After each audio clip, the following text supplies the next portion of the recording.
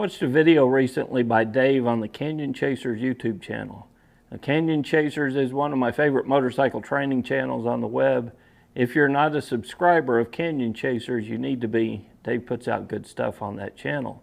The title of the video was, "Your riding instructor was probably wrong.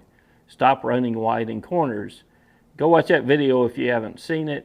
It's an awesome video, and I agree with 99.8% of what Dave said in that video. But there's one important thing that I think Canyon Chasers video misses on, and I hope no one takes this as a slam on Dave or Canyon Chasers. That's not the intent of the video. This video is merely a means of opening a conversation on the subject.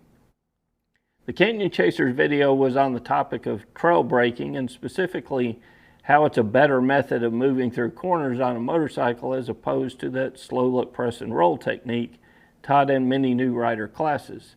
And in my personal riding, I've made that transition to trail braking nearly 100% of the time. Several years ago is when I transitioned.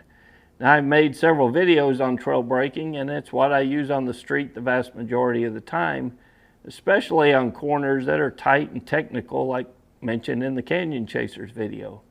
I might use slow look, press and roll in open curves or easy corners where things tighten up a bit, but 98% of the time on the street, I'm using trail braking. So Canyon Chasers and I are 100% on the same page on this subject of trail braking, that it being the preferred method for an experienced rider and should be a tool that all riders on the street begin to develop. My problem comes with the description of slow look, press and roll that Dave used in the video. At the 7:14 mark in the video, it said, at its core, the entire concept of accelerating through the entire corner is a giant miscommunication. Now, I heard that same emphasis in many other places in the video about accelerating all the way through the corner. He uses that phrase several times, but this is not what the MSF teaches in slow look, press and roll. While individual rider coaches may teach to always accelerate through the entire corner on every corner, that's not what the MSF curriculum teaches.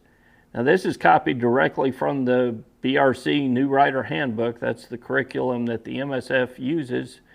And in its description on slow look, press and roll, when it gets to the roll part, it says roll. Use the throttle to maintain or slightly increase speed. Avoid quick or sudden throttle roll on or roll off that would affect the smoothness, as this influences suspension and tire grip. That word maintain is often forgotten by rider coaches, and it's ignored by many trail braking advocates. The MSF does not teach riders to only accelerate through every corner. It teaches riders to maintain or accelerate through every corner. There's a huge difference. Now, here's why I think it matters. As a riding instructor, we've seen brand new riders that hammer on the brakes when they're learning, or they roll on the throttle aggressively when they're learning.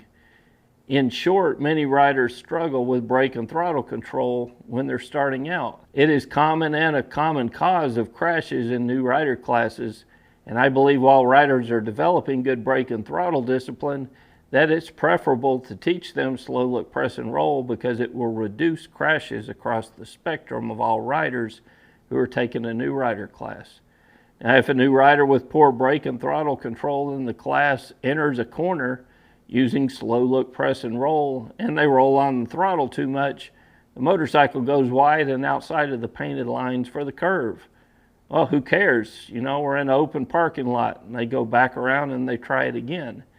However, if that same new rider with poor brake and throttle control enters a corner using trail braking, and they hammer on the brakes this time instead of the throttle, when that motorcycle's leaned in, they're very likely to crash. Some riders would be fine starting with trail braking, but not all of them. And I would go on to say a very large percentage of them would not be ready.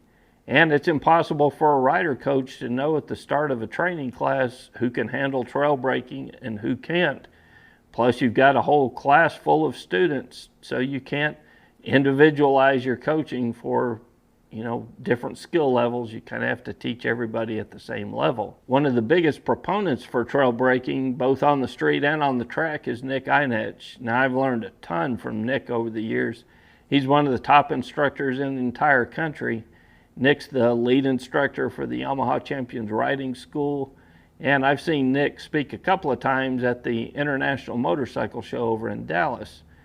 Now, Nick is 100% trail breaking all the time and believes it should be taught to all new riders in the new rider class. So basically, Nick believes eliminate slow look, press and roll and teach only trail breaking.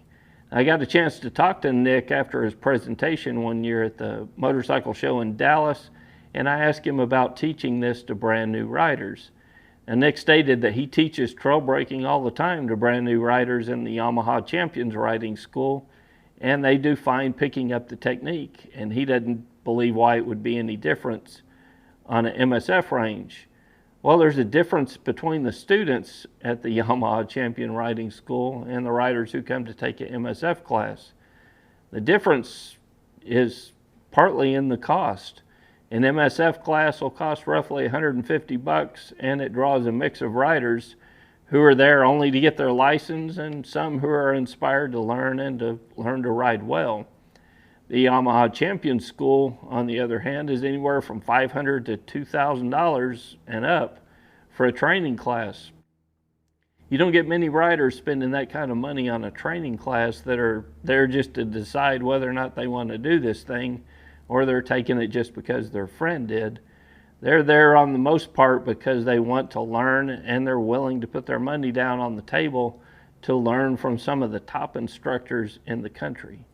Now, I may be wrong, but I believe the motivation and the determination of the rider makes a huge difference in that rider's ability to pick up a subject, be safe in participating in it, and to get through the entire class safely and in one piece. So I believe we should start all riders in the MSF class with slow look, press and roll so that they can develop good brake and throttle control with the least risk, and then transition them to trail breaking.